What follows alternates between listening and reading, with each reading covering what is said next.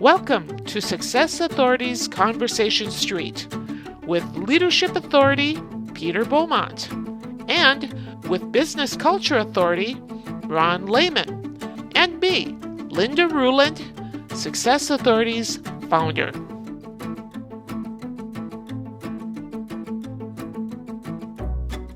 And Michael, you've been on both sides of the acquisition scale. So you've been acquired and you also did acquiring. And I'd just like to talk to you a little bit about those experiences. What were some of the things that you had to deal with? And also, was there anything that surprised you on either side of that once the acquisition was done? Yes, I'm a local leader, but was not involved in any of the metrics or points about the acquisition in either direction, right? These were kind of rolled out to me as a staff of saying, hey, this thing has happened. Not asking for opinion. This is what's happening. This is how we can best, make the situation, advantageous for everyone. In both cases, I think the crux comes down to understanding that we're still dealing with people, right? How do you work as a team? How do you get to know one another? How do you build culture, trust, rapport, all those things, right? And so when we look at in either scenario, it's understanding what skills, traits, opportunities each of those groups come with, and look at it from that side of things. I think it's as human, we're easily change averse, right? So we can get really deep in the weeds and get all rung up about what is the format of our expense reports or our timesheets or how we, send out memos. Those kind of things really, at the end of the day, aren't really as meaningful as who we're working with and what they kind of can bring to the table as those kind of soft skills and tangibles. So I think for me, it's continuing to look at it from that lens, look at it with a positive light. Again, back to the topic of kind of staff, acquisition versus retaining employees. It's just as much of the soft people skills of looking for opportunity, because momentum, works very powerfully. If you see people leaving,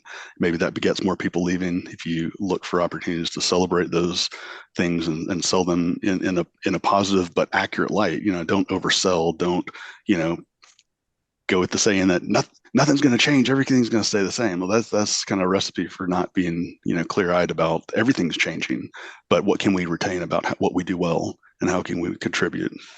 Yeah, you mentioned something that's kind of near and dear to my heart, which is how we are all resistant to change, at least at first.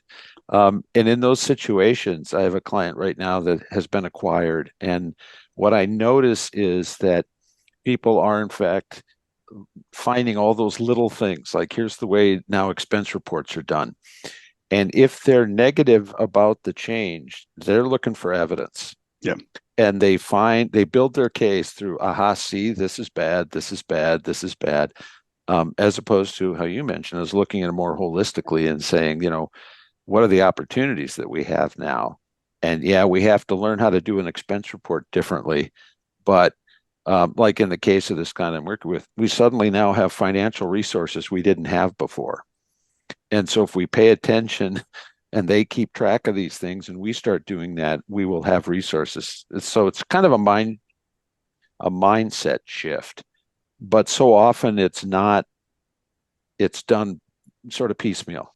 That's not sort of, as you say, they come in and say, nothing's going to change, it'll all be great, which is never true, because either the acquiring company forces the other company to just adopt everything and their culture sort of takes over, or everybody kind of stays where they are, or there's a sort of a hybrid.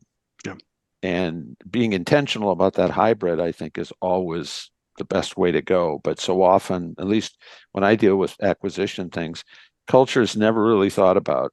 It's not part of the equation going in. It tends to be financial or business related. Are we acquiring a geographical spot? Are we getting more customers? Whatever it is. And I know this is not new because, gosh, 20 years ago, The Economist had an article about 90% of bank mergers fail to meet their targets. And it's almost always because of culture. Yeah. They just never combined that and got that magic synergy that everybody talks about. Yeah, well, I think the takeaway for me is that it's all about follow through, and the follow through is hard, right? When something's new and it's something that it's obviously you work at it, but then you settle back into norms. Everybody's busy, everybody has their own responsibilities, but that extra work takes time, takes kind of emotional investment on both sides.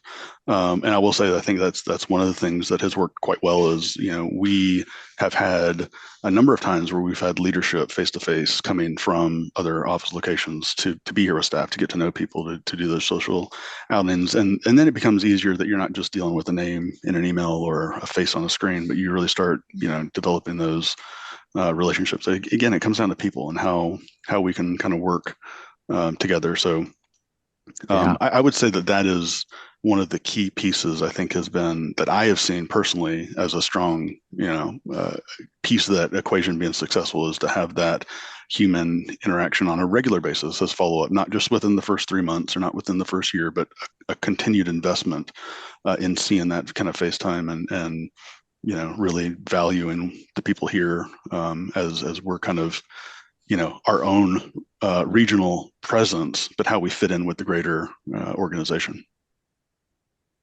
Yeah. Michael, you have how many people now? You started with 2, but now you have we're 8. 8 We're people 8. in Mm-hmm. total. Okay. You mentioned autonomy earlier. Do they see you as being the man, the guy, the person who's going to make those decisions that they need answers for? Or how does what happen? Does it get a little clunkier than that? Do you have to go through steps or stages that you wouldn't otherwise have to if you were in organization unto yourselves? Compared to an organization in and of itself, yes, we would. There are some steps and kind of guidelines, but that is not different than what the Odell as a previous firm multi office location. We would do kind of check-ins for business development, for market opportunities, for doing go no go decisions. I think we always felt like getting a sounding board internally to make sure that we're looking at this thing with clear eyes. But the trust side of it, the piece that I really am attracted to on the autonomy is that if I can kind of make the case and other people are nodding their heads, and then it's all up to the local group, a local office to pursue or not, right? So I think it puts the onus on us to be realistic about what that opportunity or what that ability to either add a new service line or go after a new client. It comes with that kind of check set to say, okay, this is what the opportunity is, this is what it takes to go after that. And if we go through that go no go checklist and everybody's kind of in agreement, then it's off to the races. So as far as how it was under Odell versus now at Labella, I would say there's not really been that much change. I would say that the flip side back into that is the check-in as it relates to success. Like how many of those are we converting? What are the metrics? And again, those are looked at a little different timeline, but it really is more about the reporting structure of different verticals where we really at Odell only had one. Versus now we're one of 4 or 5 divisions on a slightly different fiscal year reporting schedule. So that's really where the nuance and difference is. You make it sound so easy. Well, I always kind of like to the analogy someone made of me at one point. Maybe it's one of my previous mentors that said, Michael is a really good duck. I was like, what do you mean by that? It's like, well, you're cool and calm, collected above the surface, and I'm sure you're paddling like hell below the surface, and that's how you kind of make yourself moving forward. So I always try to keep that analogy front of mind and said, I can be a duck. That's great. And I'm guessing that helps your people because there is a continuity. It sets the tone, obviously. Yeah. Yeah. I think it also is a little bit of like, I feel part of my role is maybe shielding some of the rest of the staff from the ups and downs that naturally occur. If you can kind of remove the high highs and remove the low lows and just kind of present more of an even keel. Yes, this is strategy. There might be bumps in the road, but this is what we're, kind of doing. It's about the communication. It's about the transparency, and I'll share with them as much as I can without, try to, again, get them too high or too low on any of those cycles of reporting. So So have you had to embrace anything new, or they just let you carry on the way you were doing things before? There's definitely been a lot that's been new. So all of our accounting side of things has completely changed, and so that's just application based, right? So we subscribe to software A, and now they use software B, and so there's kind of differences in there. Um, the piece that we were kind of, at least right now, legacy allowed to continue the way we were doing was really how we deliver our drawing sets. And so we're very process oriented. Like what we design is a custom project every time. So we're not making a widget that gets repeated a million times. We're kind of working with our client and our consultants to deliver a custom designed thing. And so our process and our workflow is very important to being efficient and being profitable is tied hand in hand, right? So the more that we need to rework or more learning curve about process actually sets us behind for being as efficient as we can. So what we've said is continue doing project delivery of schematic design, design development, contract documents, permitting in the same linear direction that we had under Odell. And we're still working through an implementation of that integration of systems. Like we can kind of put on our look ahead ways in which maybe their system and process, is better, or ours is, advanced in some way, and look for ways that we can more naturally merge them. So right now we're still doing an evaluation of what are the low-hanging fruit, what are the things that we can kind of contribute and bring value to them as a larger organization of maybe some design disciplines that we didn't have under our purview, but it comes with understanding what are the client or regulatory requirements of that process. Doing K-12 schools as a public bid in New York State is going to be different than doing a developer-led project for a for-profit entity down in North Carolina, right? So what are those things that are driven by the client or regulatory? Okay, we're going to move those off to the side. There's no need in debating those because they're given by our client or our prime contract holder. But the things that we can kind of debate about, this is a better process or a more efficient process or a more clear process. We're still working at ways in which we can kind of use both sides and inform to a better solution.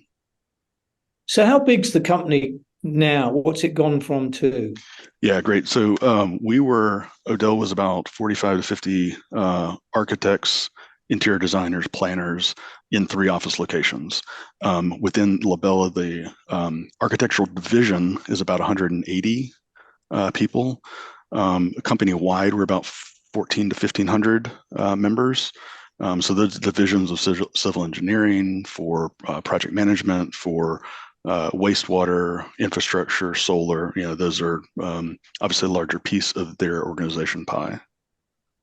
And so the reason I asked the question is there's a cultural piece to that Ron alluded to, which is it's really difficult to force fit organizations. But what you see typically, and I have seen, is that I'm surprised, and whether it's good or bad, I'm surprised you're being allowed to do your own process. Typically what happens with a merger or acquisition, they're normally the same thing, is that they drive down their processes because they've proven to work over many years. So I'm kind of surprised they haven't driven down the processes. And let me define what I mean by that.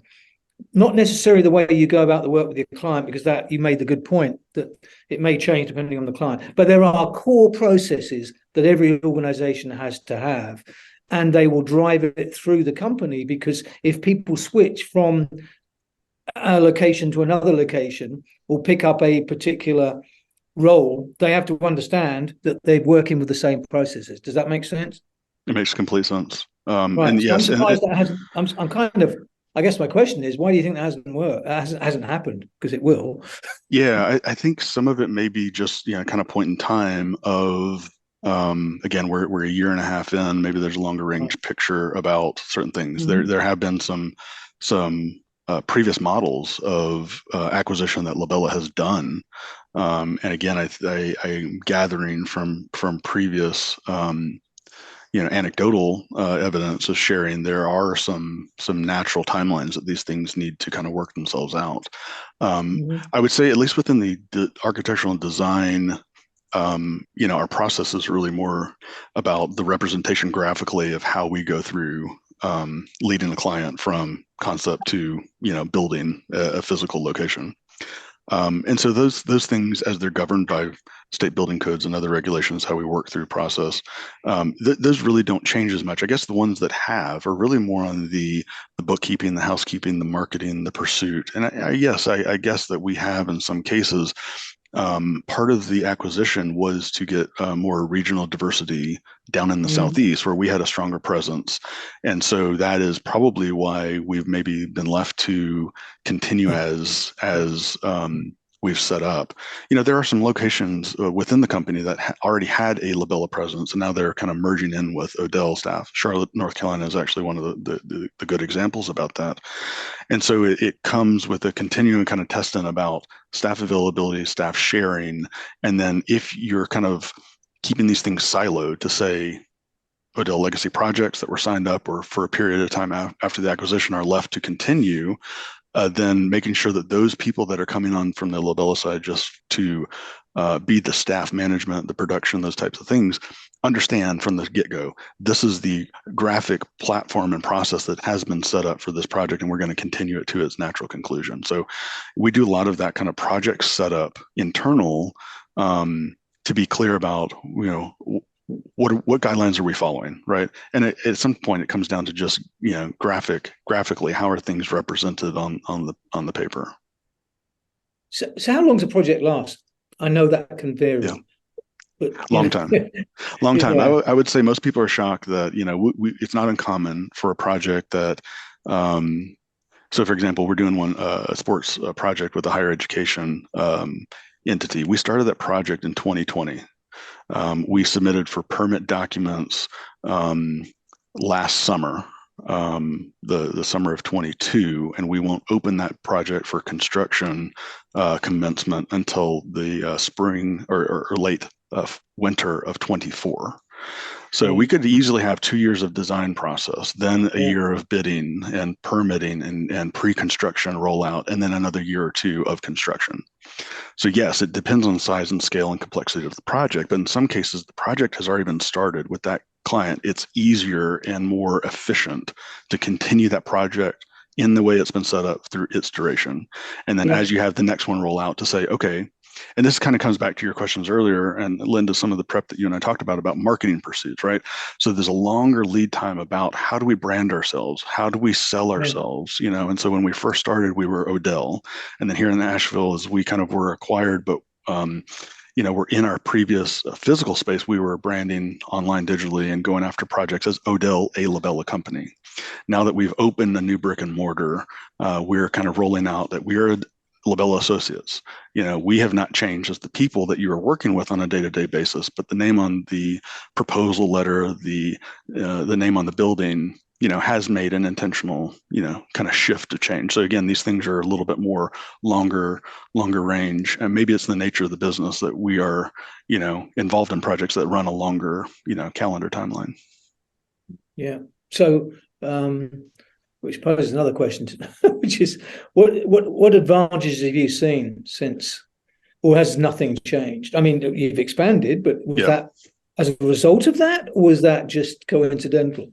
That's a great question. I don't know. I like to think that it was somewhat a direct opportunity to say, yes, we're going to invest and we're going to grow and we're going to go where the talent is, and we'll figure out some of the other pieces later. Some of it was just, I think, timing. I think we were in the right place at the right time to acquire some of the staff, that we kind of made a compelling, kind of pitch that you can work in an area as great as Asheville. You can work on some projects that may never be in Asheville, large medical facilities, large sports and entertainment, and work for a company that has a bigger geographic presence. And so our staff, is kind of being exposed to things that may be outside of this market area. We hope you enjoyed this episode of Conversation Street. For more information or to submit a question, email Success Authorities at inquire@successauthorities.com.